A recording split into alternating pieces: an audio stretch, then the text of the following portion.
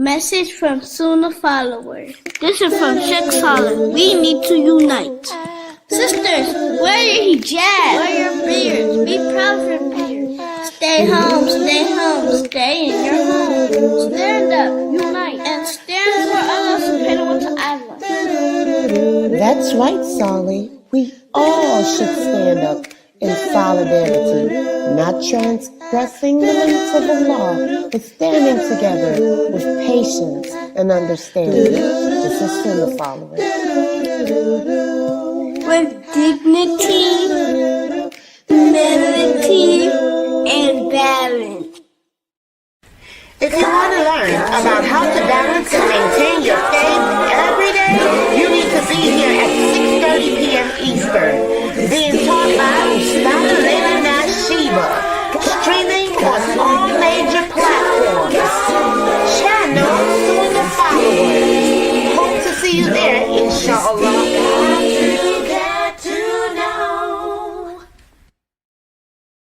Assalamu alaikum. This is Yusuf and this is Ayub.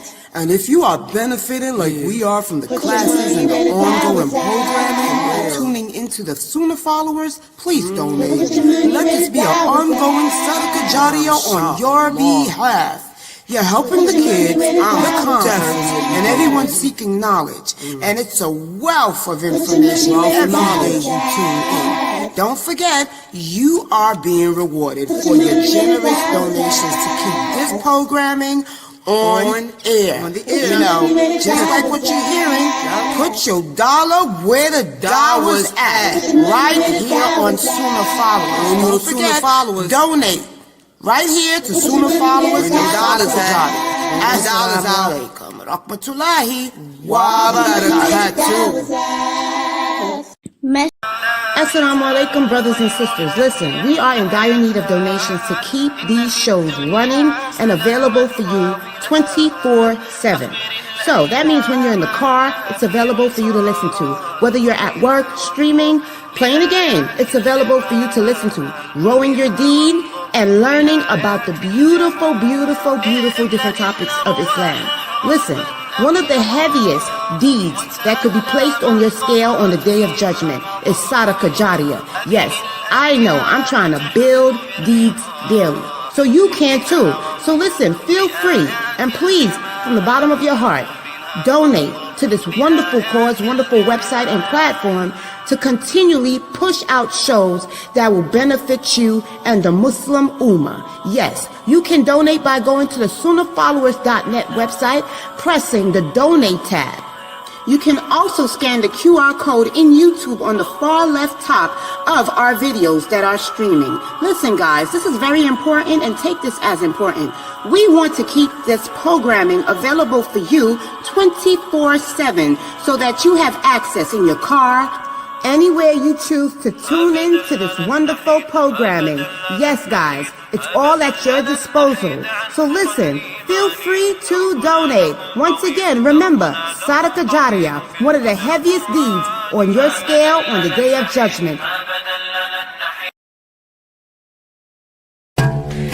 Sunnahfollowers presents a new hadith class taught by Ustada Laila Nasheeba, Riyadus Salihin, every Monday and Wednesday nights at 9:30 p.m. Eastern.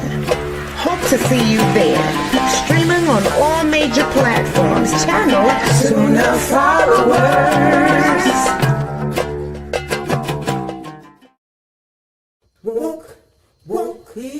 There are so many. The Mukasa Tafsir. Where should I begin when I'm starting at the end? Pursuing the higher aim, learning the meaning of every page. Where should I begin?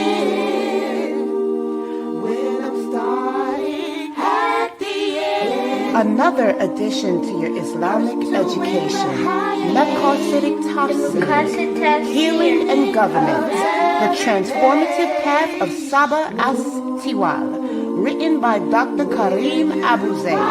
Join Ustad Laila Nasheeba every Tuesdays and Thursdays at 9:30 p.m., streaming all major platforms, channel Sunnahfollowers. Can you tell me about the soul? When death comes, what will follow? What will be revealed when you go? Is a question that we all must know. Do you know about the soul? Assalamu alaikum. A brand new upcoming class on the book by Sheikh Kareem Abuzay, The Souls of the Dead, being taught by Ustad Laila Nasheeba. Yes, right here every Saturday and Sunday, 9:30 p.m. Eastern. You are not going to want to miss this. Join us. Streaming on all major platforms. Channel Sunnahfollowers. Every believer must know.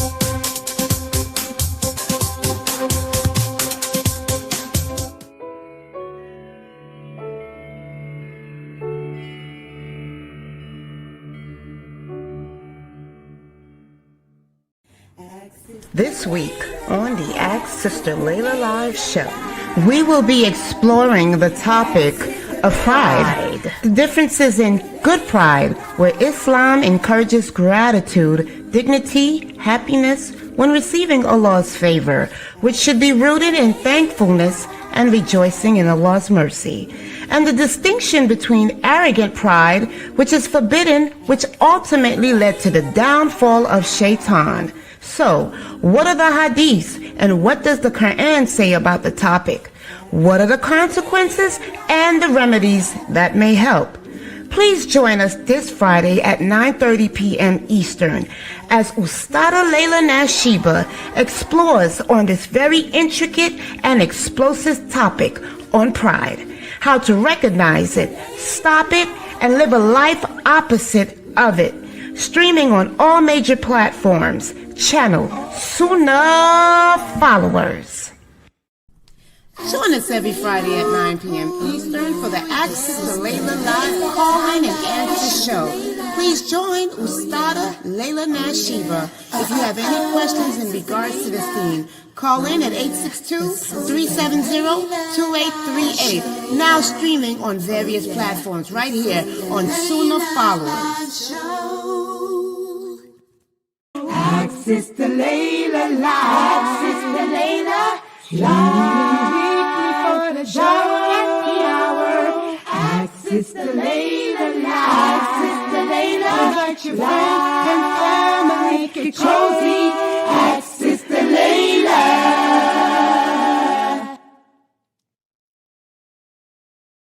Call in. And by the way, what are you getting upstairs today? Let's talk about it. Any other questions? This is gonna be good. Welcome to Ask Sister Laila Live. And by the way, what are you getting upstairs today? Let's talk about it. Wait a minute. Time for the Ask Sister Laila Live show. This is Lines gonna are be now good. open. 862-370-2838. Okay, Ina alhamdulillah, wassalat, wassalamallah, wa rasulullah. I'd like to welcome everybody to the Ask Sister Laila live show. This is where you can come here and ask your questions about Islam and get your questions about Islam answered. And how can you get your questions asked? Simply type them on the screen. If you are here visiting me on YouTube, on Facebook, if you are on LinkedIn, Twitter, Twitch, Kicked, Instagram, all you have to do is type your question and inshallah, I'll answer it for you. Also, if you are on Bigo, all you have to do is type your question and inshallah, I will respond. Or just send me, if you would like to join the Zoom room and use the microphone and ask your question, you can visit us at www.sunnahfollowers.net. Click on the tab that says Zoom room. That will bring you directly into our Zoom room, and you can use the mic and ask your question, or you can type on the screen there and get your question asked, and I'll answer it. Or also, you can go to www.sunnahfollowers.net, and there's a chat box that will appear. When that chat box appears, you can type your question there, and that will come directly to us, or you can type on the WhatsApp logo there, and it will go to our WhatsApp group. Or you can dial the number that's on the screen, which is 862-370-2838. That is our WhatsApp number, and that will dial the WhatsApp number, and you can call in your app question, and inshallah, I will respond. Or if you are a part of the WhatsApp group, you can type your question within the WhatsApp group, and I will respond to your question there as well. And if there is a question that you have that I am not able to answer, no fret. I will be able to, inshallah, call Sheikh Morsi or someone who will be able to respond to your question. So no fret, never worry. Inshallah, we will get your questions answered. So you can start typing your questions now on the screen. I do have a special topic tonight too that was requested by Sister Aya. And by the way, I want to let everyone know, if there is a special topic that you would like for us to talk about, because this nation, this ummah in general, we're all experiencing a lot of problems in our personal lives. We're all going through different hardships. The Prophet Muhammad sallallahu alaihi wasallam said that this would be the situation with the later generations. Why? Because we deviated so far away from true Islam. Islam has become so strange. We are not practicing Islam correctly as those original companions did. Most Muslims do not understand the concept of allegiance. They do not understand the concept of el-wala, wal-bara. Most of us are Muslim in name, but not in practice. So Allah has sent many trials, many hardships, many calamities upon us. So we're experiencing a lot of difficulties in our lives, in our personal lives. So if you have special-ish topics that you would like for us to discuss during this our Islam Q&A sessions on Fridays, all you have to do is anyone who donates $100 or more for our website, because we are a nonprofit organization, we will make that your topic a special topic of concern and discussion. And whatever questions you have related to that topic, we will address it and discuss it. So all you have to do is make $100 donation or more, and we will make that the topic of discussion, such as this week. This topic was chosen by Sister Aya, and the topic of choice tonight is about pride. About pride, you know, subhanallah. And it's a nice topic because a lot of Muslims today don't understand that there's two different types of pride. There's good pride and there's bad pride. There's one type of pride that we must have in order to be a strong, practicing Muslim, and that's known as the inner pride. Without inner pride, there is no way you can be resilient. There is no way that you'll be able to handle and overcome the obstacles of life. And then there's the outer pride that we have to avoid.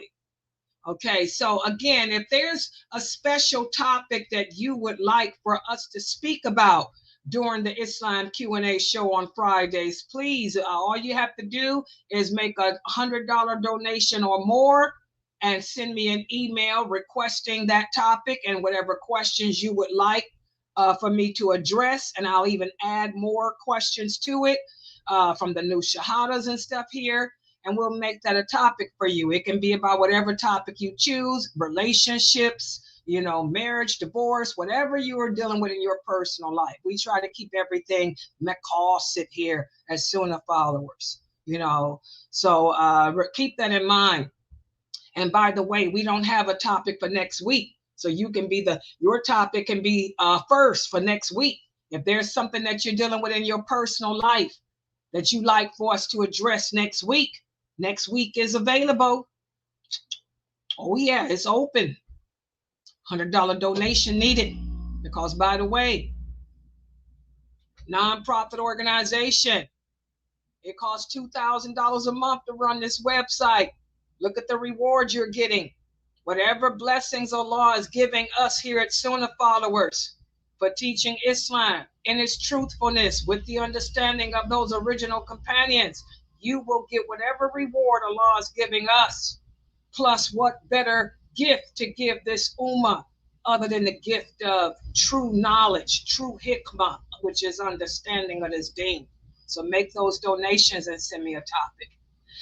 Okay, before we get started, let's look at the one of the questions here that one of the sisters has posted here. She wants to know, Sister Laila, can a male doctor do injections that the hijab has to be removed from? Of course.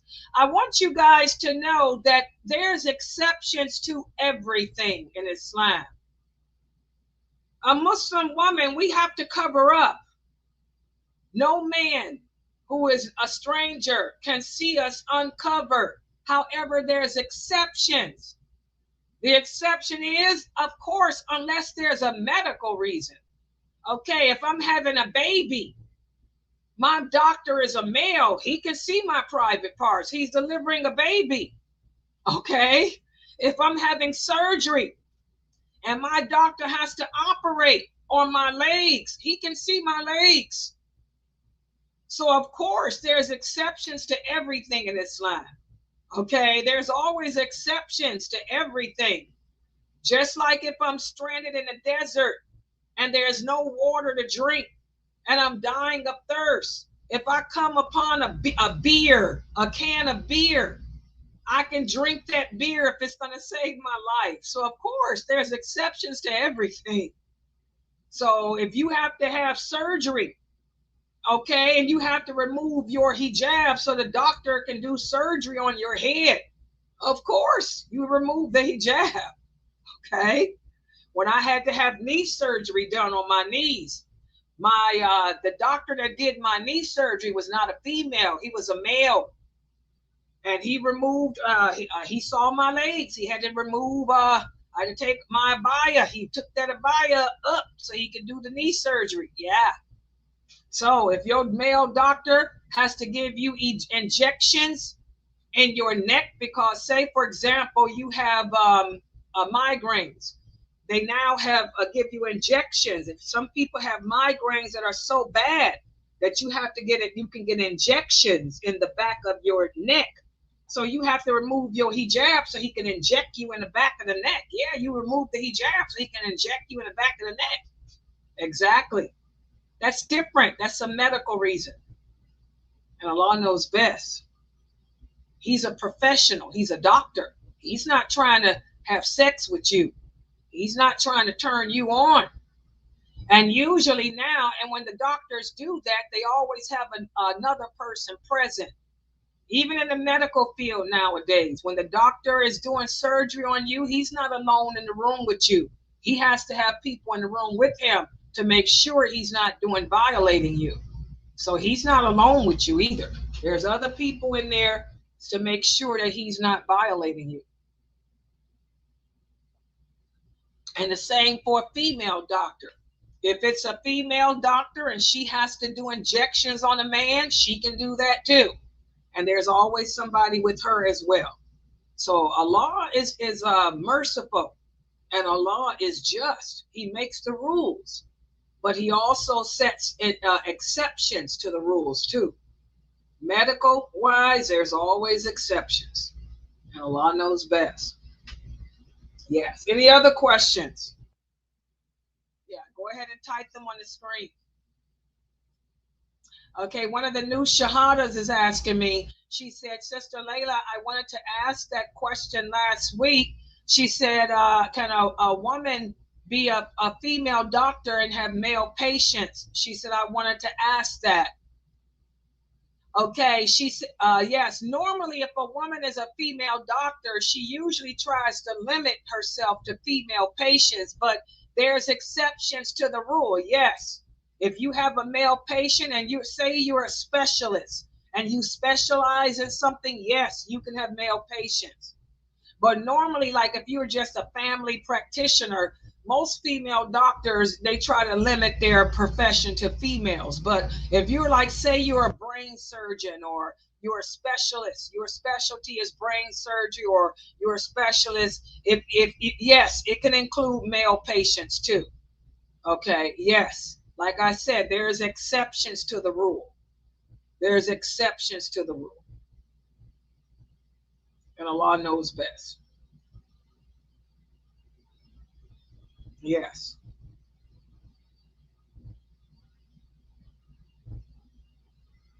Yes. And there's another question too, the nursing. I did answer that last week too.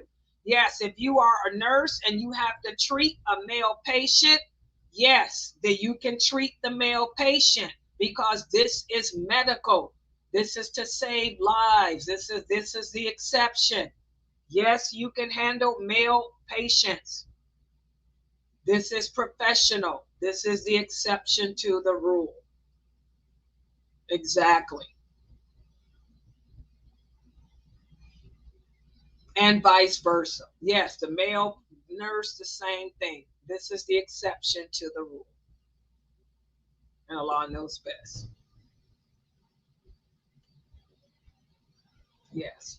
Yeah, Islam is just. Islam is all about justice. Allah is just. Exactly.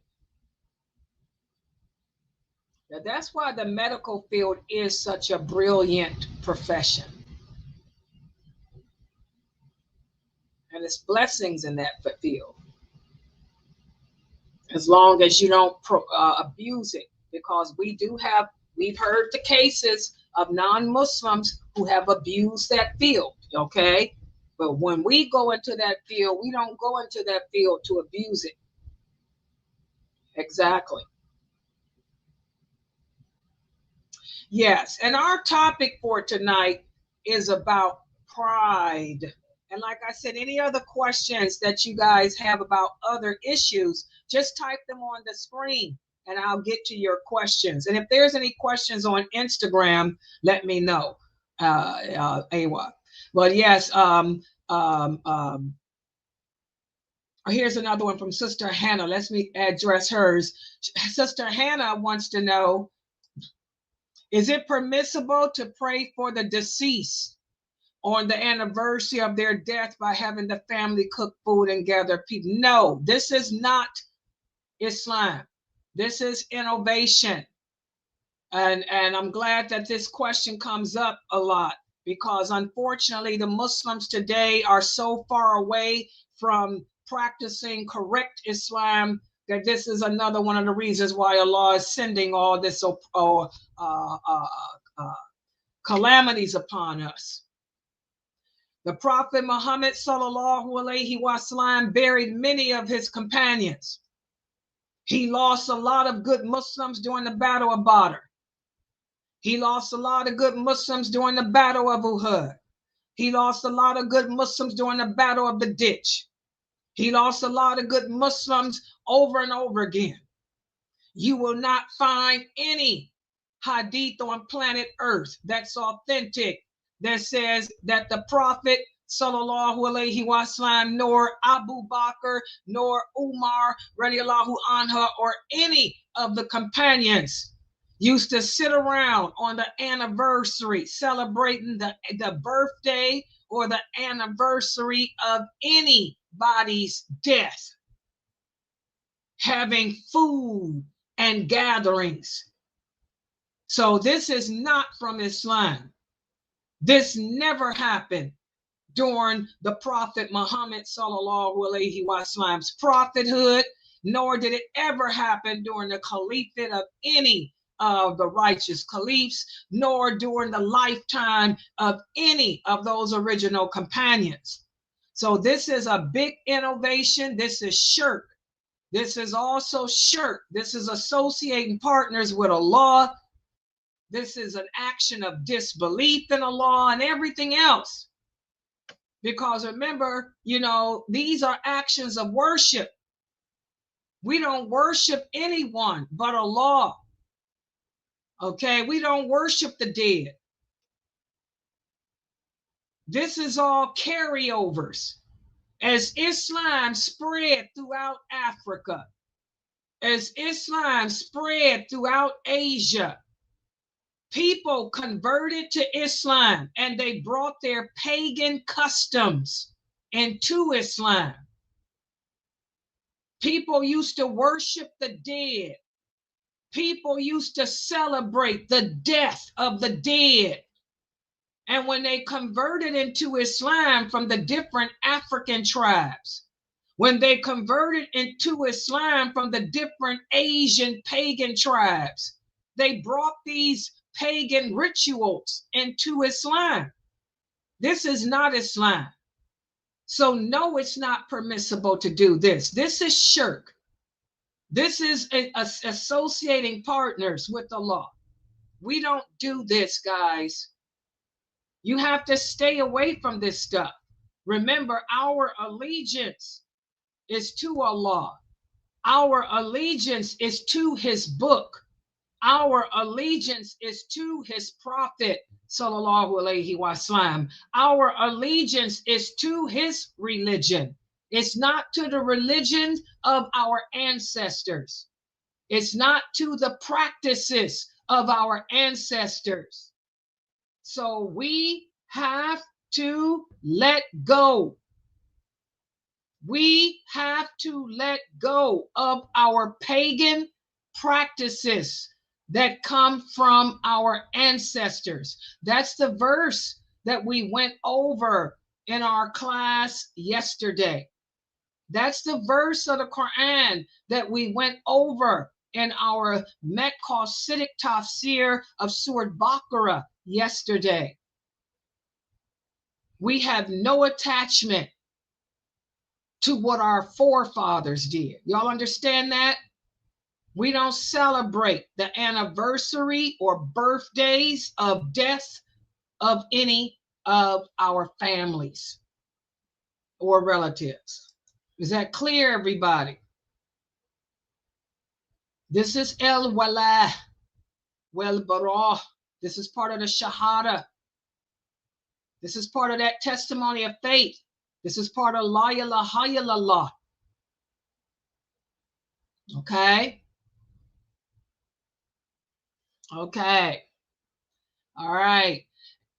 By the way, Zarina, let them know that if somebody would like to take the mic to ask a question, they can just let you know, and I'll give them the mic as long as it's an Islamic question and they're not a non-Muslim, because I don't entertain non-Muslims here.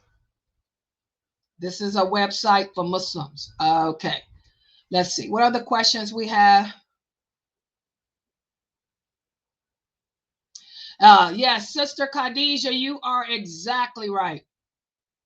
Sister Khadijah said, this is a word of advice. I feel our sheikhs must be fluent in English if they choose to convey knowledge. Exactly. I agree with you, Sister Khadijah. That's why when I grew up here in America, this is why the community that I'm with, they taught us nothing but English. I did not learn how to speak Arabic. My dawah was in strictly grassroots English. They taught me nothing but grassroots English. They did not even teach me Arabic. I didn't learn how to read the Quran in Arabic until much later in life. Much later in life. I did not learn how to read in Arabic until much later. They made me learn English, everything in English and Hadith. I learned Arabic much, much later. Yes.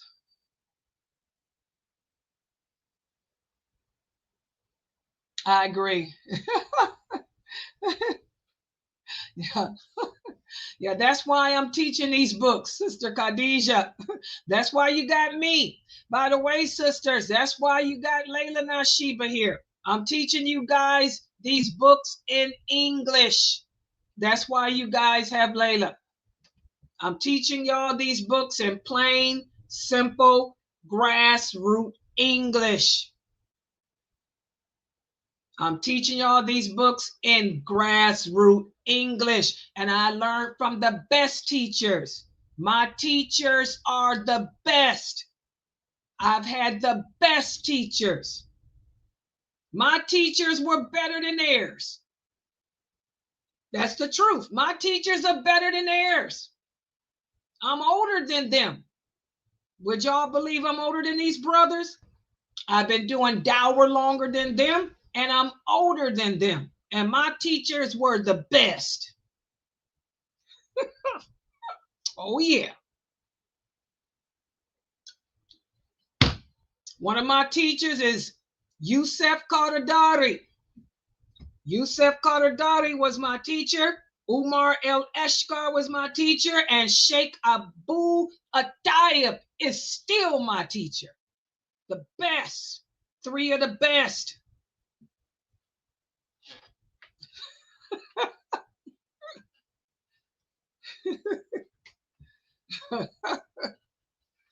Best teachers.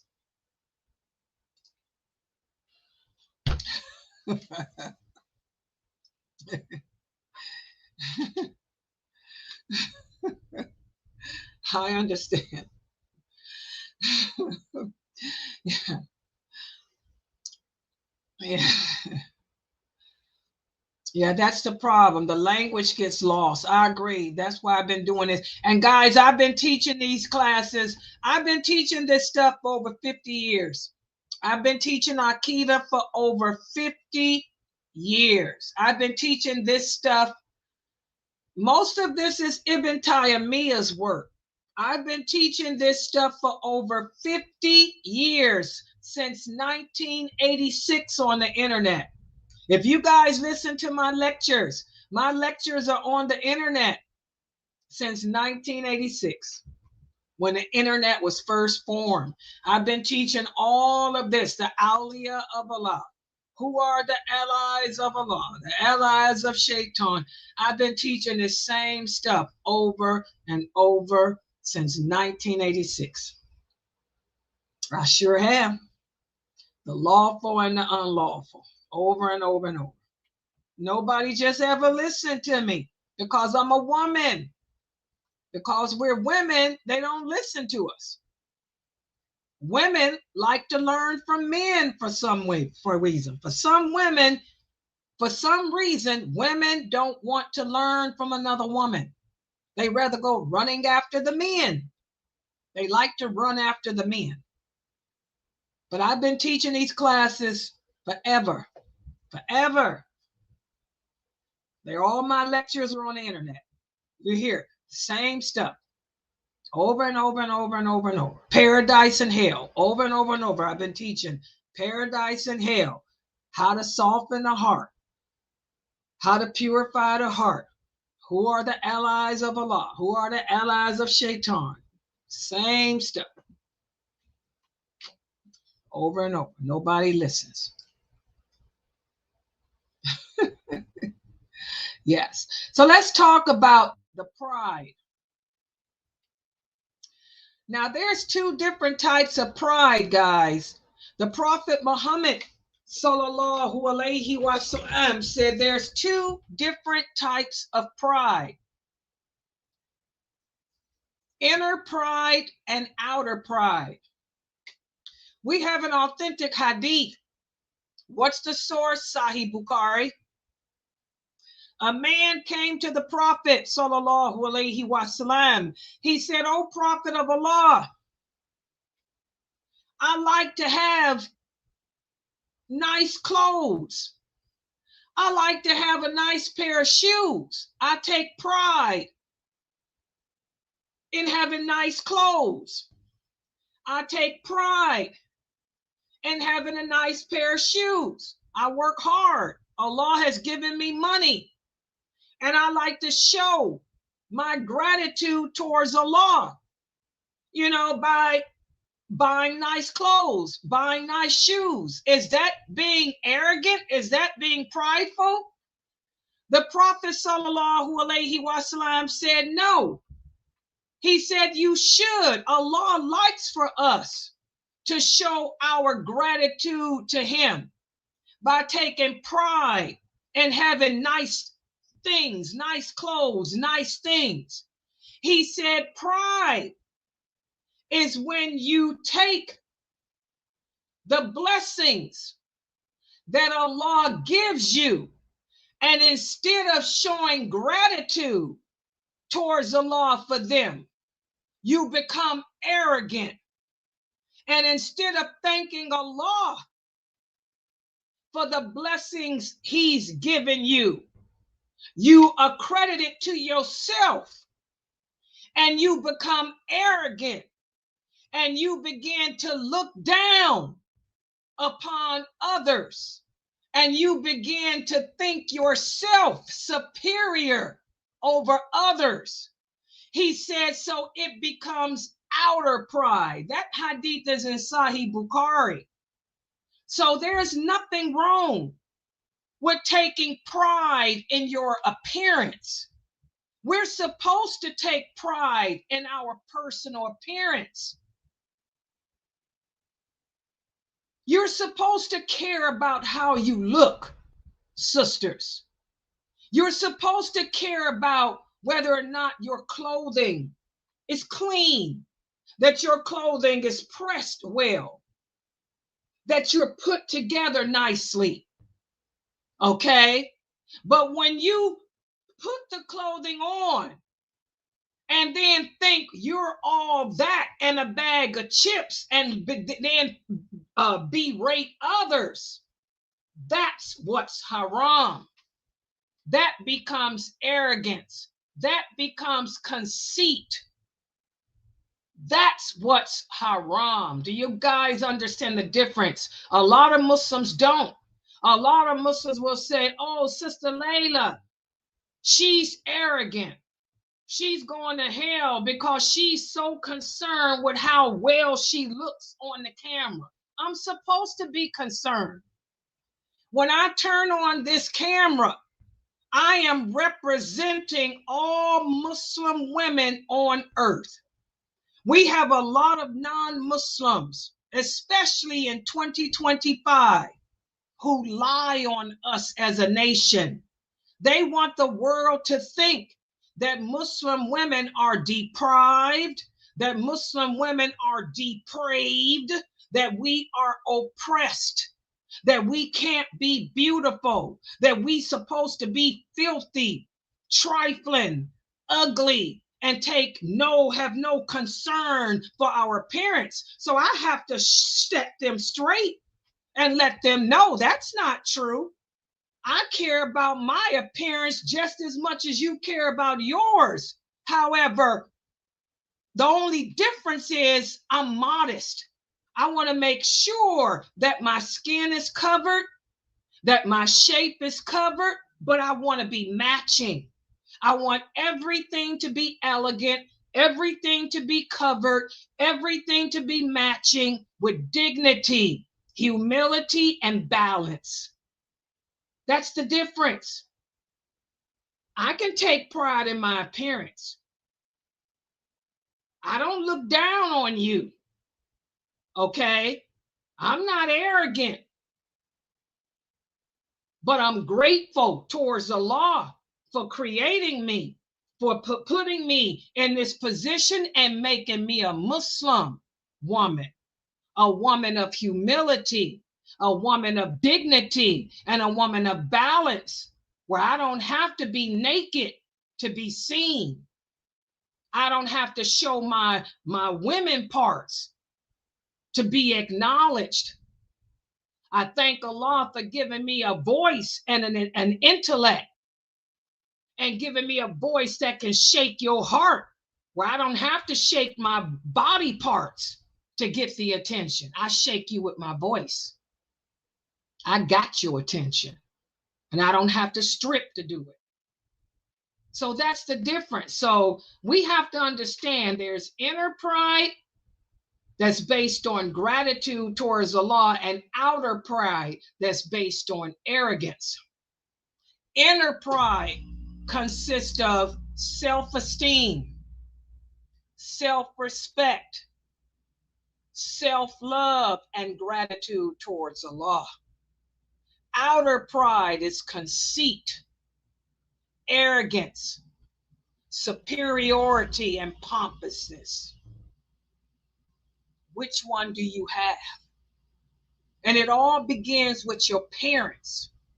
How did your parents nurture you? And unfortunately, a lot of Muslim kids are growing up today with no self-esteem, no self-love, no self-pride, because their parents think that these things are haram. The parents yell and scream and belittle the children. The parents are raising the Muslim kids and telling them, don't care about how you look. That's wrong to tell a child. You should care about how you look.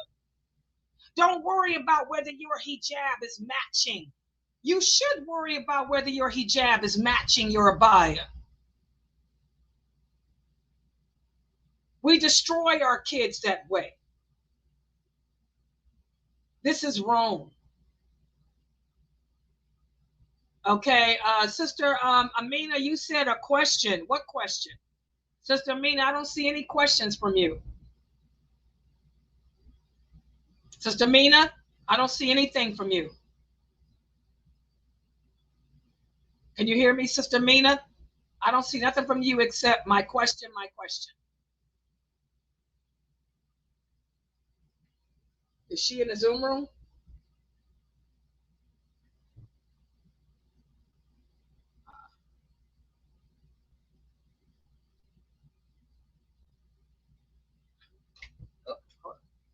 Okay. Let me look up. Hold up, y'all. Let me scroll up and see what's going on. I don't have anyone on here to help me.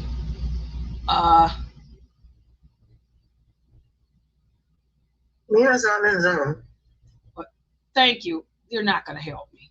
I need to talk about YouTube. Let me see what's going on. I don't know where Fatma's been for a while. Let me look on YouTube and see what's going on, guys. Okay.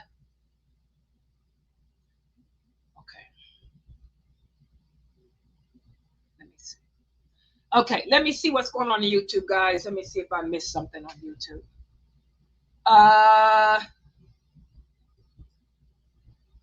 Okay, let's look at YouTube. Here's a question from Sister Aya. She's the one that made this up. She said, how can we tell if our heart is free of pride? Okay, Since I talked about the two different types of pride, inner pride and outer pride. Inner pride is self-respect, self-love, self-esteem. Okay, how can we tell if our heart is free of pride? Real easy.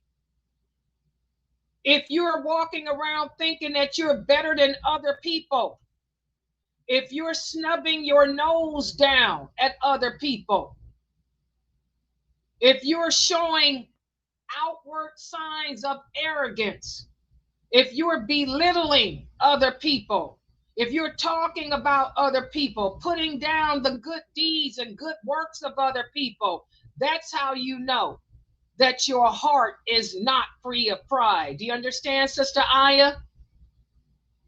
Let me look down here. Aya, are you still in here?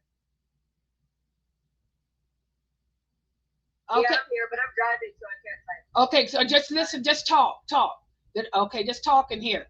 Can you understand that first answer? Yeah, I do. Okay, so how can you tell if your heart is free of pride? If you find yourself always looking down on other people, putting down the good deeds that other people do, belittling or berating other people, mocking other people, that's how you know that your heart is filled with pride and jealousy, because jealousy is also a form of pride. Okay. Her second question, what can you do to rid yourself of pride or arrogance? The Prophet Muhammad sallallahu alaihi wasallam said, if a person finds or discovers that he or she is suffering with a bad characteristic such as arrogance or pride, number one, make dua. Ask Allah to rid you of that bad characteristic. Number two, surround yourself with people who are not arrogant. Number three, pretend that you are not arrogant. And after so long of pretending that you're not arrogant, eventually it'll disappear. Also, be more thankful of the blessings that Allah has given you. Okay? Start thanking Allah for the good things that He's given you. Start saying MashaAllah more. When people compliment you, say MashaAllah. That's a big one. When we say MashaAllah, that prevents the jinn that's assigned to our heart from causing us to become arrogant. Like when people say, oh, Sister Laila, you look so young. I always say, MashaAllah. Oh, Sister Laila, you're so beautiful. MashaAllah. Oh, Sister Laila, I love that kimar you have on. MashaAllah. That keeps you humble. Not only does it keep away the hasad, the envy, but it also keeps your heart humbled. So say MashaAllah whenever people compliment you. Okay? Also, she asked, what steps can we take to become more humble? All the things I just said. That's the same answer. And how can you stop thinking that you're better than someone else because of the accomplishments Allah has given you? Real easy. The Prophet said, think about where you came from. Think about how insignificant you are. Think of the fact that you came from an insignificant sperm drop. Think of where you came from. You came from out of your father's back. You didn't come from out the stars. Your father's back. That is so insignificant that it ain't even worth mentioning. And also think about what happens when you die. Better yet, go to a funeral. Go to a funeral home and go look at a dead body. You want to know how you ain't nothing? Go look at a dead body and see what happens when you die. You're nothing. You can't do nothing. You're just a body. You're just a shell. Touch that body if you dare. See how that body can't do nothing.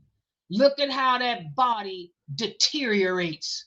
It turns back to dirt. The worms eat it. The ants eat it. The cockroaches eat it. Think about that. The bugs, an insignificant fly, spits on it, urinates on it, eats it. Think about that reality. That'll show you how insignificant you are. You ain't nothing. You're a piece of dirt.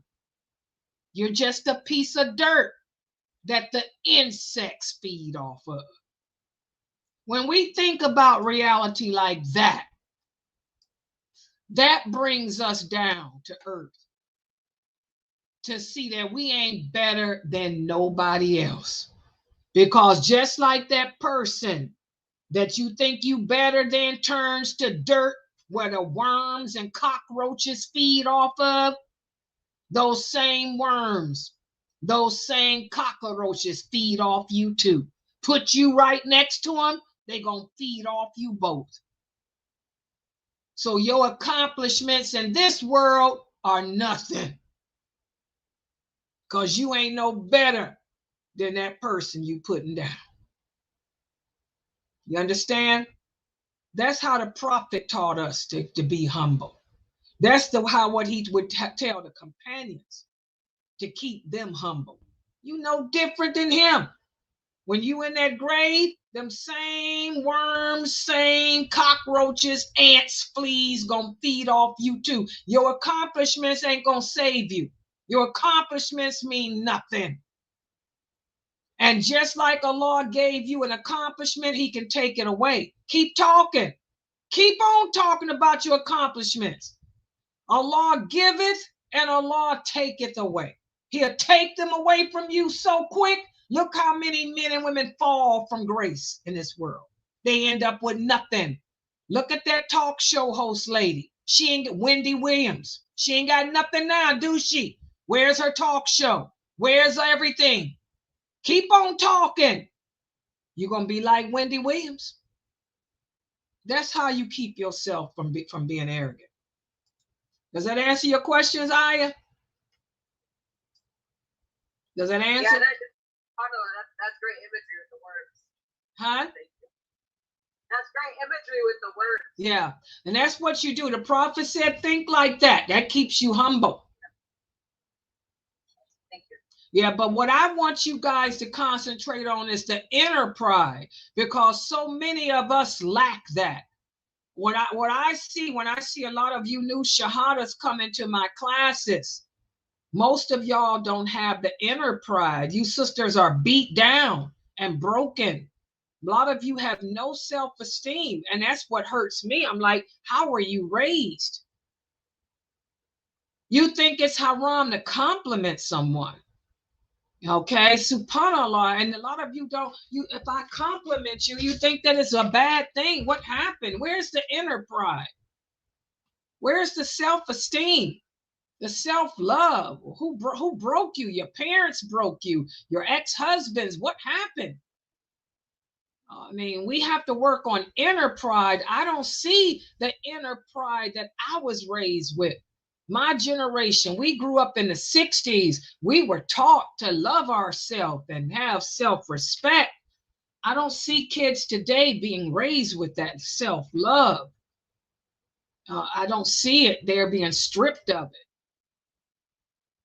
Okay, let's see. Some other questions down here.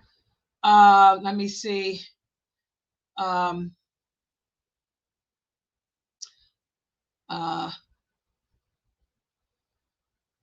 Here's another question. Why are certain knowledgeable? By the way, sheikh. Sheikh is an Arabic word that means old man. What does sheikh mean? It means old man, old wise man. That's what it means in English. It just means old wise man. That's just an Arabic word that means old wise man. Old wise man of Islam. Okay. Like I tell you, sisters, forget these men today are using so many ridiculous titles. They're using titles like Mufti, where if the Prophet Muhammad sallallahu alaihi wasallam were living today, he would tell them, never call yourself a Mufti. Never call yourself Taki, Taqwa. Those are titles we don't call ourselves. So I wouldn't worry about that, Sister Khadijah. Don't worry about that stuff. Islam is strange today. Don't worry about what these brothers call themselves. Just make sure that you don't call your sons none of these things. Okay? But sheikh is an Arabic word that means old wise man. It means old wise man of Islam. Okay? Don't worry about it. Yeah, don't worry about that. Yeah. Yeah. We live in some strange times. Yeah. Mina's question is, before you leave your house to try, I know we can combine your prayers. So do you shorten 2 by 2 or just combine? You don't start the shortening until you actually leave the place of residence, Mina. You can combine, but do the shortening when you actually leave the place of residence. You can combine Dur and Asr. Do the shortening after you leave the place of residence. You hear me, Amina? So you can combine Dur and Asr together. Then once you leave the place of residence, that's when you start the shortening.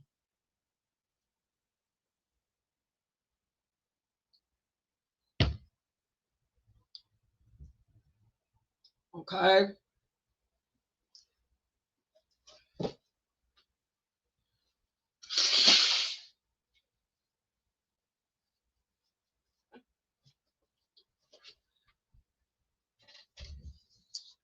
Okay.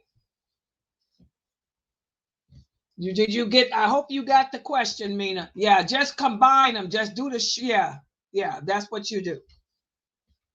Okay. So again, guys, pride, pride is the one thing. Pride is a sin of disbelief. Remember we did I did the class, the series on the sins of disbelief. Shirk does not just mean associating partners with Allah. It also means to disbelieve. And there are many sins of disbelief. Pride is also a sin of disbelief. That's why the Prophet sallallahu alaihi wasallam said, anyone who dies with even an ounce of outer pride will never smell the fragrance of paradise. What does that mean? That means that person will never, ever, ever enter into paradise. That means that person will be in the hellfire forever, forever, forever. So you do not want to die an arrogant, prideful person. That's one of the sins of disbelief. Okay, Shaitan is arrogant. So we will have to cleanse our heart of arrogance, of that superiority, looking down on others, thinking that you are better than others. That's why before the Prophet sallallahu alaihi wasallam died, when he gave his farewell speech, he said the Arab is not better than the non-Arab. Neither is the black man better than the white man, etc., etc. Allah doesn't look at our outward appearance. He look at the deeds that we do. What distinguishes us are the good deeds. Allah doesn't care what language we speak. That's why everyone went crazy when they heard that famous brother from out of Saudi Arabia say that Arabs are superior over all people. How could he make that statement when the Prophet Muhammad sallallahu alaihi wasallam clearly said in his final speech that the Arab is not superior over anyone else? But he's put out that statement saying that they are. This is nonsense. This is nonsense. Allah doesn't care about what language you speak. And he said that because they speak Arabic, because the Quran was sent down in Arabic, that makes the Arab more superior. Well, guess what, guys? I'm half Arabic. And I'm going to tell y'all something. Most Arabs do not understand the Quran. Most Arabs do not speak Fusha. Most Arabs, when they read the Quran, they have to read the English transliteration of the meaning because they don't understand Fusha. That's the truth. They speak slang Arabic. Just like most people that speak English cannot understand Shakespearean English. They speak slang. You speak American slang, hip hop, or urban slang. You do not speak Oxford English. You do not speak British English. Okay? So why would he put out a statement saying that Arabs are superior because they speak the language of the Quran when they don't? They speak Palestinian, or they speak Kuwaiti, or they speak Egyptian, or they speak Jordanian, or they speak Moroccan, and nobody understands Moroccan. Come on, please.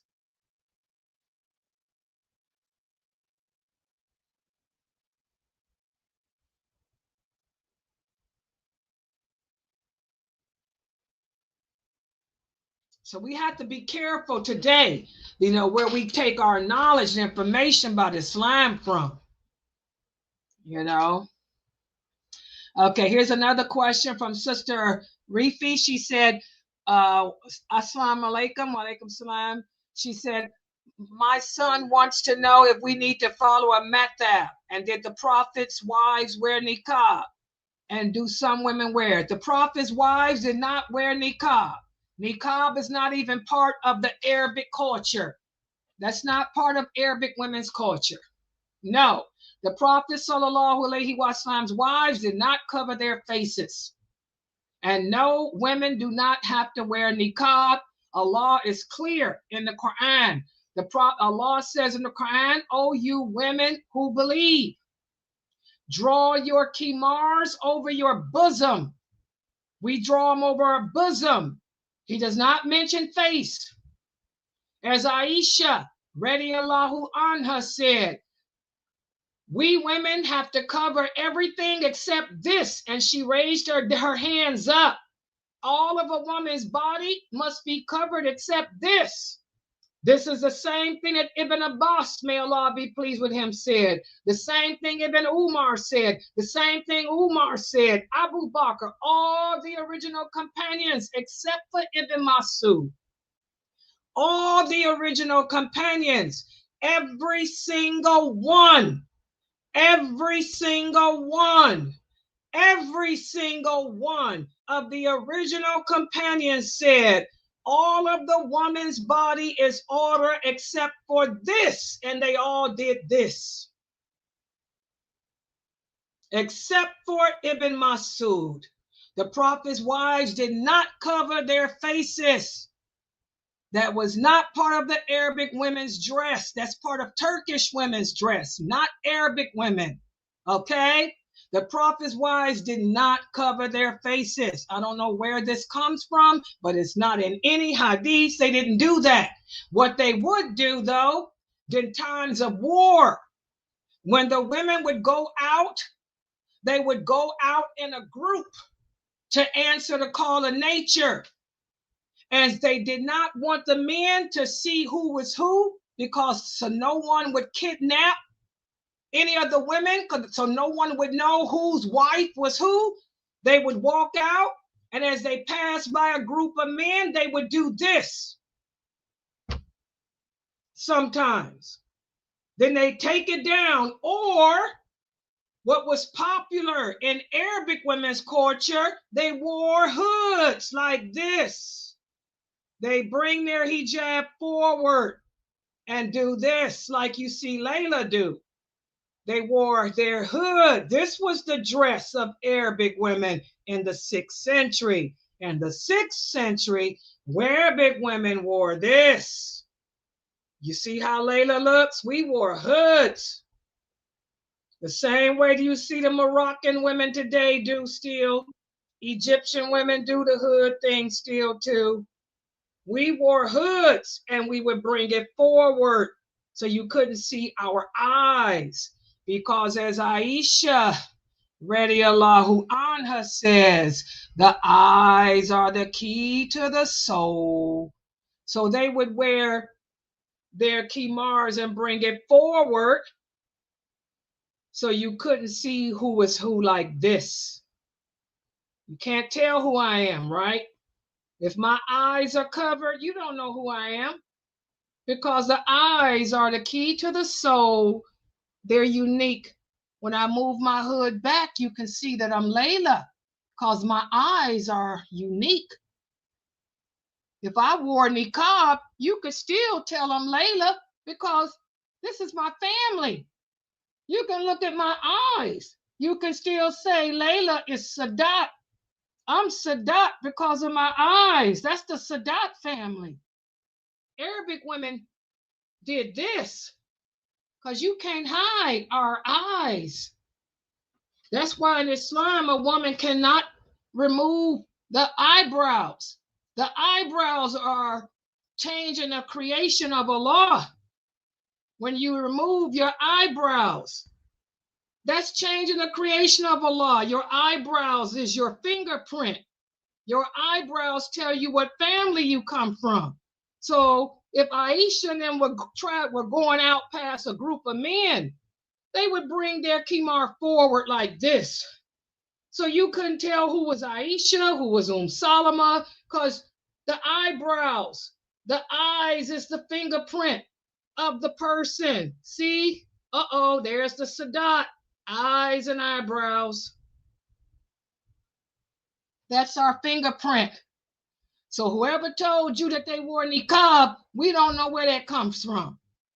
Arab women didn't wear niqab. That's Turkish women, not Arabic women. The second part of your question, do we follow a madhab? That's a real easy answer. What madhab did the Prophet Muhammad follow?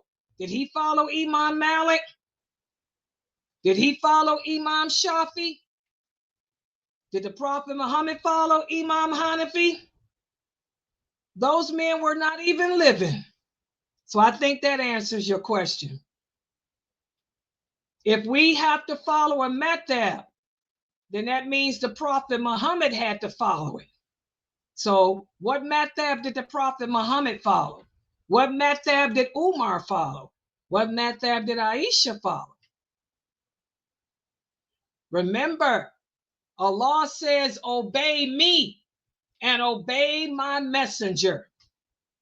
Follow me. Follow the Prophet Muhammad. So if we need to follow a madhab, then that means that the Prophet needed to. We're supposed to follow him. So what madhab did he follow? Which one of those 4 imams did the Prophet Muhammad follow? Were they living at his time, during his time? That's a real easy question to answer. And Allah knows best.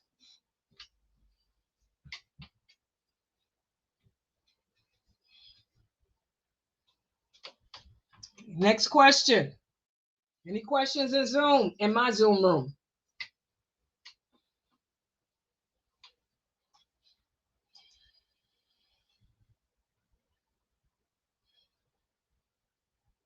Yeah, that's what they did. They would either do that if they were passing by a group of men and wanted to not be known. They would either do this, but most of the time they did this. This was easier and better. Yeah, this was easier and better.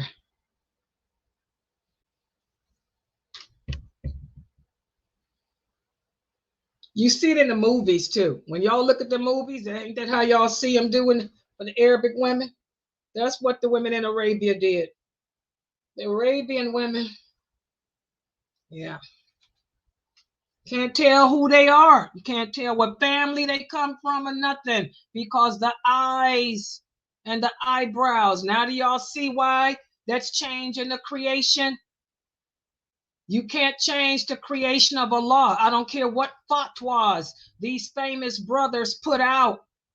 The Prophet sallallahu alaihi wasallam said anyone who removes the hair from the eyebrows, male or female, you have the curse of Allah on you, because you're changing the creation of Allah.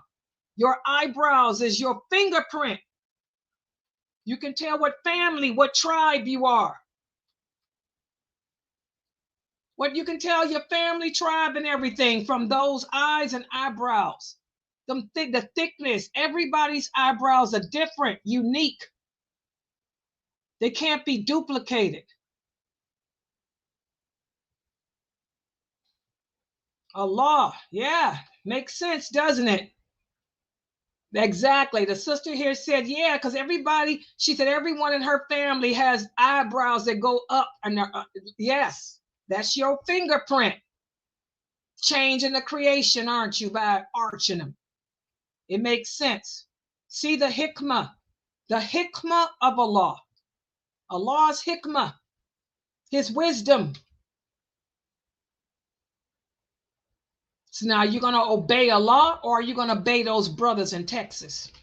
You're going to obey the brothers in Texas, or are you going to obey Allah?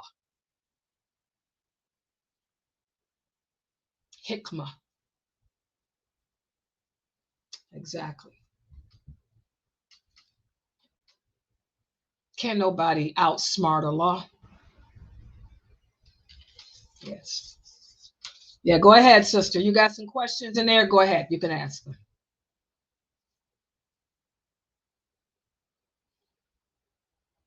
Exactly. Yes, I've answered this question before. The sister here is saying that she was told that as Muslim women, we have to wear dark colors. This is not true. Again, when people tell you things you like that, they have to bring the dalil. Another beauty of this beautiful way of life, Islam. Islam is based on evidence from the Quran and the Sunnah. If somebody tells you that you have to do something, where's the evidence? If we can only wear dark colors, there has to be a clear nas. There has to be a verse from the Quran that says women can only wear dark colors. We have the authentic hadith. What's the source? Sahih Bukhari. Atiyah, may Allah be pleased with her. She says, we women, we never wore dark colors. This is Sahih Bukhari. She said, we never wore dark colors unless we were mourning the death of someone. In that case, we would remove all jewelry and we would remove all of our makeup, which shows makeup has never been haram.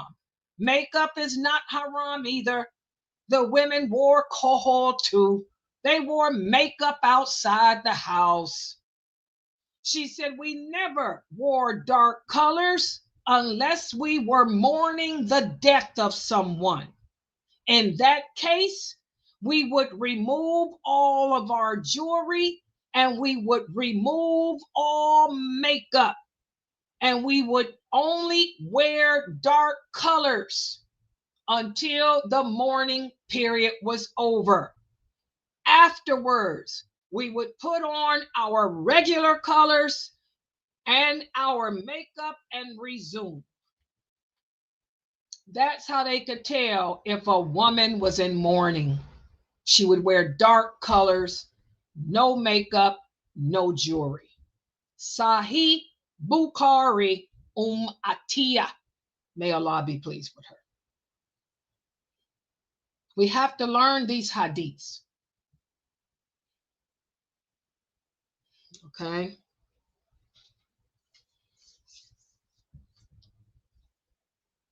So no, you don't have to walk around in dark colors unless you are mourning the death of someone. Then it's from our sunnah that we wear dark colors to represent that, and no makeup and no jewelry.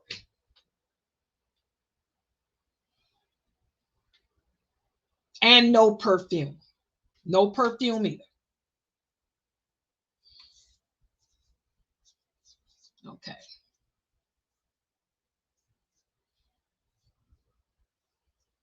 All right. Any other questions?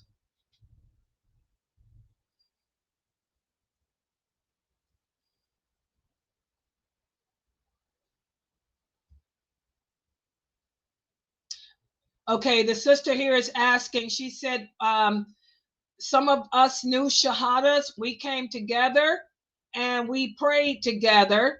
She said it was not enough room for me to stand in the middle. So I stood in front and then they stood behind me. Was this okay? Yes. Yes, you may find that happens. You know what I mean? You should, you can stand in the middle, but if you can also stand in front and they pray behind you too. Either one is acceptable. And Allah knows best.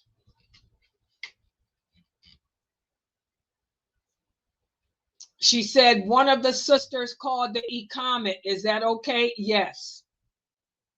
That's good practice for you guys too. That was good.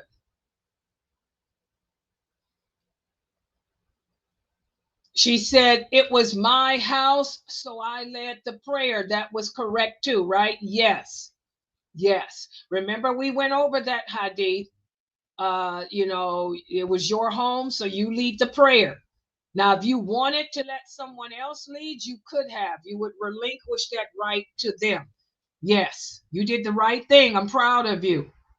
I'm proud of you new shahadas getting together doing that. MashaAllah.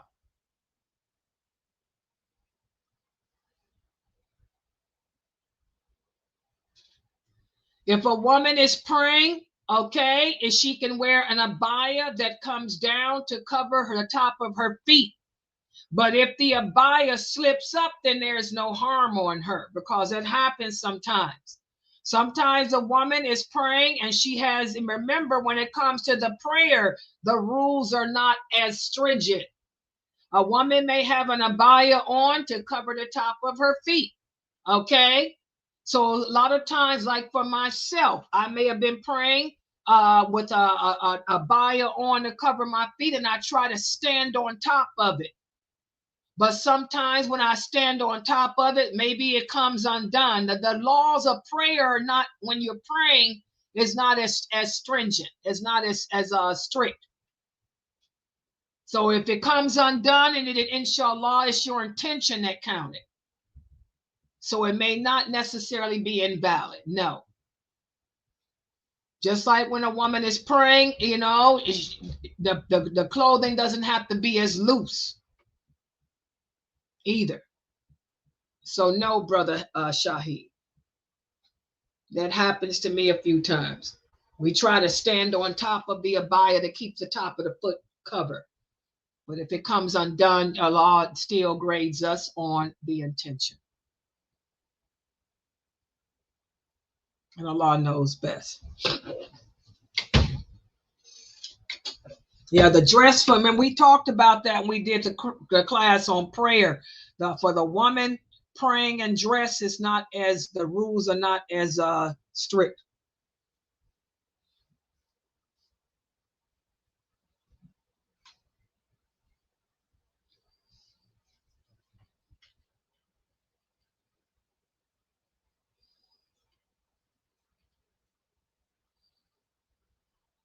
Yes, go ahead, sister.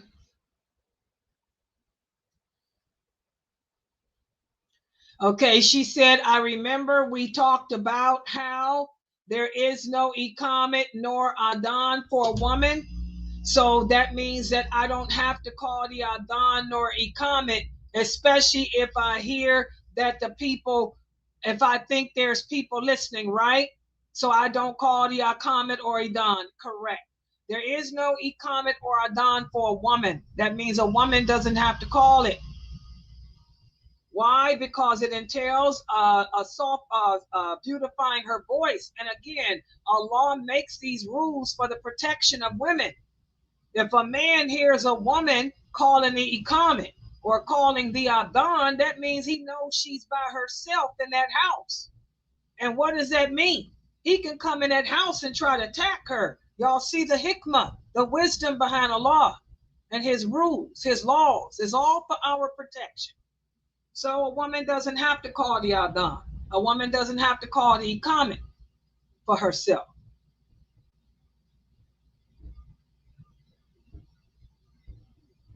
Yeah, a woman doesn't have to call the adhan or iqamet if she's praying by herself.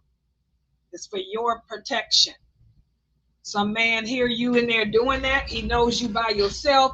Next thing you know, he climbing through your window. He knows that if you had a man in that house, you wouldn't have been doing it. Exactly. Everything is for our betterment, our protection. Yes. The sister here said, Allah is so merciful. He really is. Yes, he is. And then you got the non-Muslims trying to tear us down as women, trying to tell us that we're deprived, depraved, and oppressed. No, we're not. We're protected and loved by Allah. If they only knew.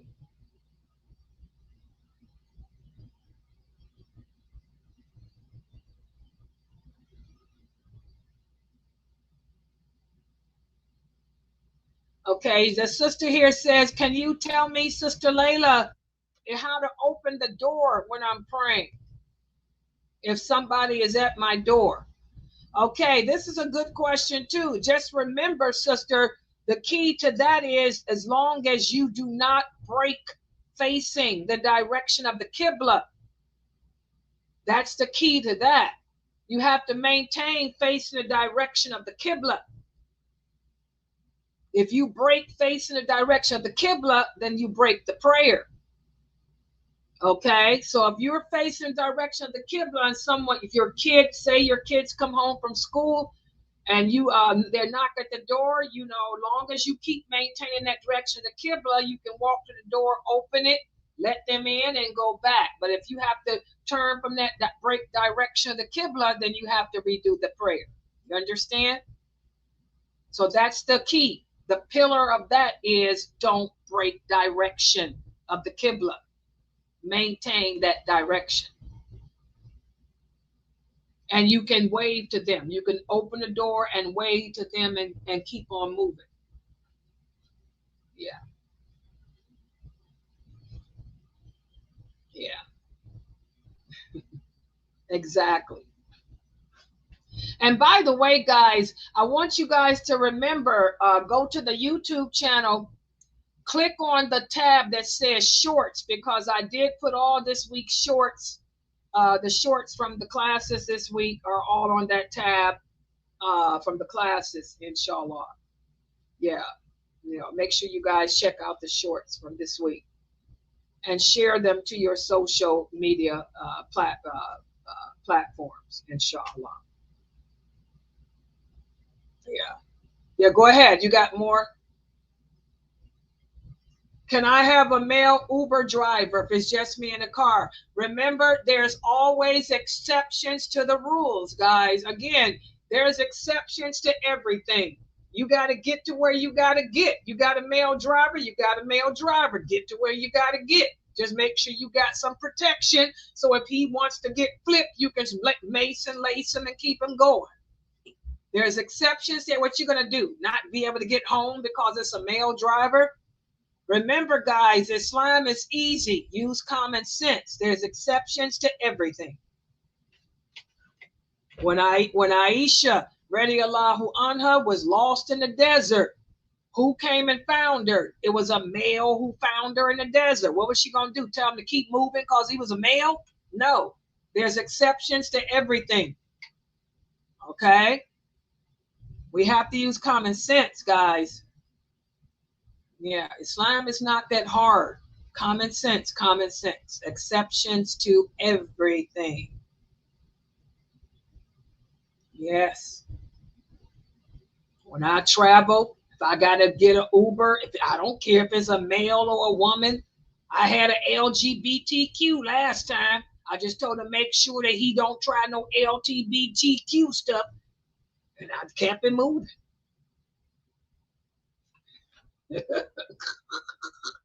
You know? Yeah. Have your protection with you, that's all.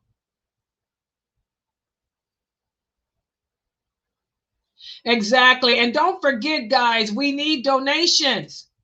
And if, like I said, if there's a special topic that you guys would like, because we're all going through hardships in life, anyone who makes $100 donation to help pay our website expenses, you can choose whatever topic that you would like for our Ask Sister Laila live show. And I'll make the topic the topic for that show. Hold on for 1 second, guys. I need to take this call.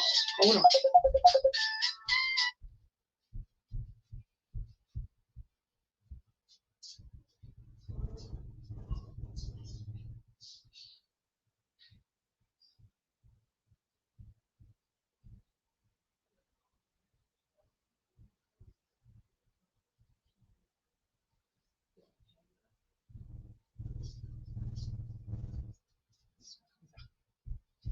Okay, guys, I'm getting ready to close out for tonight. We had a really good Q&A, Islam Q&A. Make sure you guys donate to support this dawah effort. Please look forward to the this Thanksgiving when we'll have the Sunnahfollowers AIM conference with myself and Dr. Kareem Abu Zaid and all the other brothers and from the AIM and yours truly from Sunnahfollowers.